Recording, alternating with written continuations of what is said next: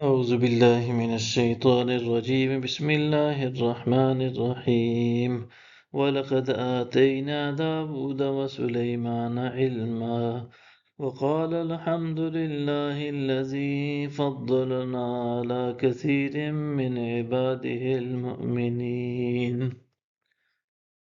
اور بے شک ہم نے داؤد اور سلیمان کو علم عطا کیا اور دونوں نے کہا کہ ساری تعریفیں اللہ ہی کے لیے ہیں جس نے ہمیں اپنے بہت سے مومن بندوں پر فضیلت بخشی ہے۔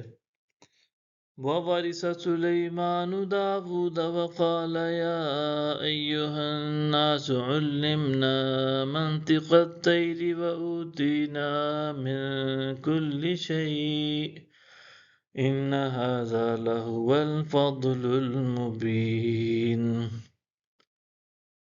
اور سلیمان داؤد کے جانشین ہوئے اور انہوں نے کہا اے لوگو ہمیں پرندوں کی بولی بھی سکھائی گئی ہے اور ہمیں ہر چیز عطا کی گئی ہے، بے شک یہ اللہ کا واضح فضل ہے۔ وَحُشِرَ لِسُلَيْمَانَ جُنُودُهُ مِنَ الْجِنِّ وَالْإِنسِ وَالطَّيْرِ فَهُمْ يُوزَعُونَ۔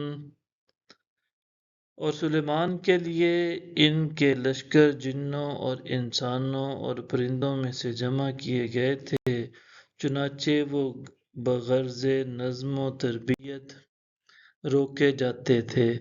حَتَّى إِذَا أَتَوْا عَلَى وَادِ النَّمْلِ قَالَتْ نَمْلَةٌ يَا أَيُّهَا النَّمْلُ ادْخُلُوا مَسَاكِنَكُمْ لَا يَحْطِمَنَّكُمْ سُلَيْمَانُ وَجُنُودُهُ وَهُمْ لَا يَشْعُرُونَ۔ یہاں تک کہ جب وہ چیونٹیوں کے میدان پر پہنچے تو ایک چیونٹی کہنے لگی اے چیونٹیوں اپنی رہائش گاہوں میں داخل ہو جاؤ، کہیں سلیمان اور ان کے لشکر تمہیں کچل نہ دیں اس حال میں کہ انہیں خبر بھی نہ ہو۔ فَتَبَسَّمَ ضَاحِكًا مِّن قَوْلِهَا وَقَالَ رَبِّ أَوْزِعْنِي أَنْ أَشْكُرَ نِعْمَتَكَ الَّتِي أَنْعَمْتَ عَلَيَّ وَعَلَى وَالِدَيَّ وَأَنْ أَعْمَلَ صَالِحًا تَرْضَاهُ وَأَدْخِلْنِي بِرَحْمَتِكَ فِي عِبَادِكَ الصَّالِحِينَ۔